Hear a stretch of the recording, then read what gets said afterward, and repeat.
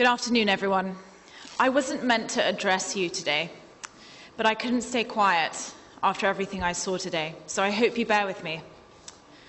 I had the honor of accompanying Jill Biden, the former Second Lady of the United States, Carolyn Miles, the President and CEO of Save the Children, and Sofia Kouvelaki, the Executive Director of the Home Project, on a visit to the Suda refugee camp and hotspot Vial in Chios.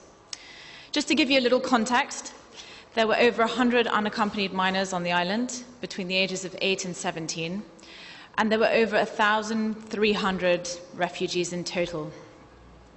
The children are not entitled to go to school because these camps are considered transient, places where children should not be for more than a month before being returned to Turkey.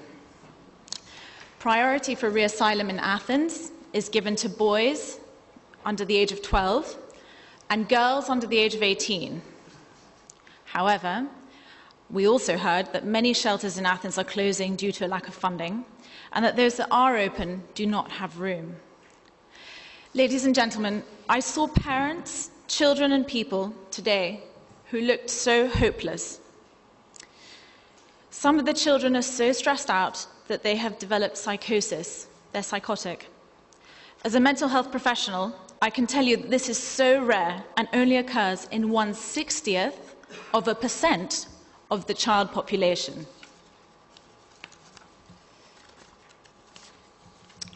I can also tell you that psychosis in these cases is often due to the extremely stressful conditions of having children living in such an unnatural environment. In other words, the children are toxically stressed.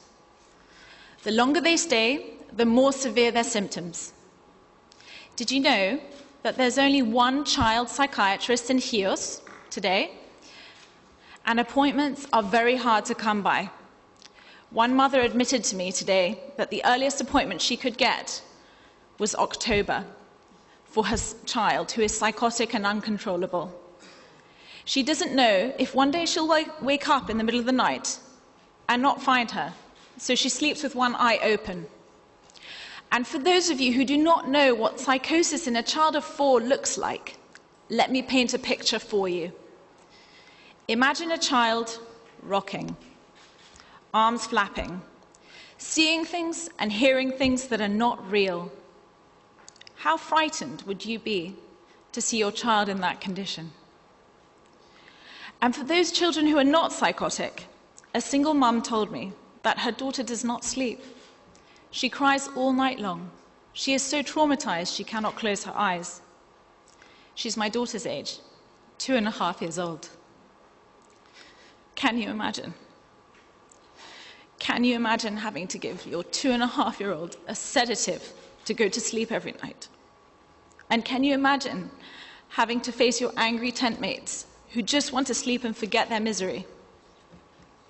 Can you imagine how much stress you would feel knowing, with your child crying, that the borders are closed, that asylum in Athens might not happen, and that you might be returned to Turkey? But you don't know when. It could be in 1 month, it could be in 4 months, it could be in 9 months, it could be in 3 years, 4 years. Nobody can tell you. Welcome to hell on earth. Trust me, if you go there, you'll understand what I'm talking about. The bathrooms are filthy. The food is inedible. One of the children showed us slugs in their food. Anyhow, as a therapist, I can tell you that there is nothing more destabilizing than uncertainty. It would be better for a refugee to know that he would spend the rest of his life in Chios or be returned to Turkey tomorrow. Psychologically speaking, it would be better. And the other thing I would say is that, when people are traumatized, they can't learn. Children, you can give children as many opportunities as you want in education, but if they're fearful, they cannot learn. So any money that you spend on laptops and iPads, it's a waste of time because a child cannot learn well under those circumstances.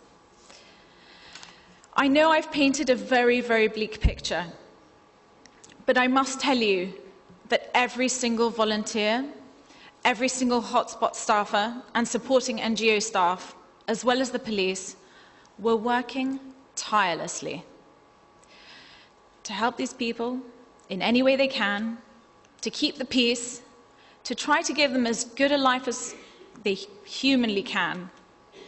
But they are absolutely overstretched.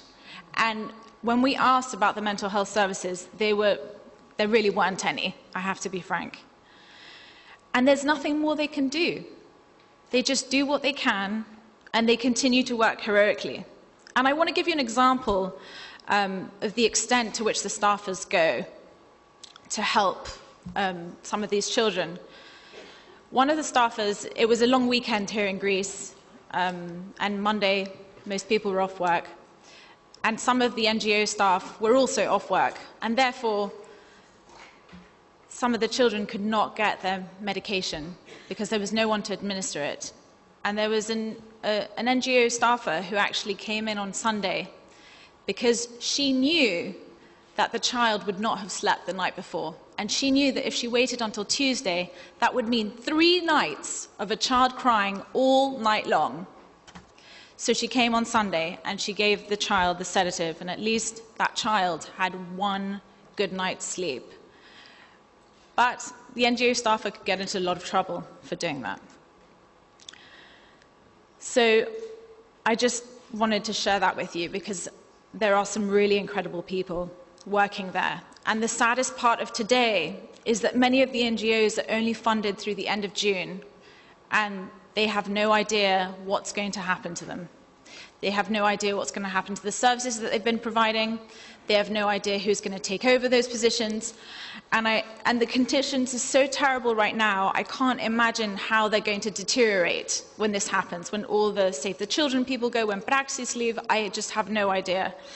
And I also believe that the conditions could become so bad that there could be civil unrest. You do feel when you walk through Suda that there is extreme tension, and you can understand it from every single side, from the refugees to the residents. You're 2 steps away. If somebody moved in on your front in the garden in front of your house, you would find it very uncomfortable too. And I will again say it. The police are doing an incredible job. The NGOs are doing an incredible job. But we really can use everybody's help in this room. And I really hope that the conversation today will prove instrumental in creating solutions. I do believe that we have capacity as a nation, as a group of people, and we're very resourceful. And I do believe we can find solutions today. Thank you so much for listening.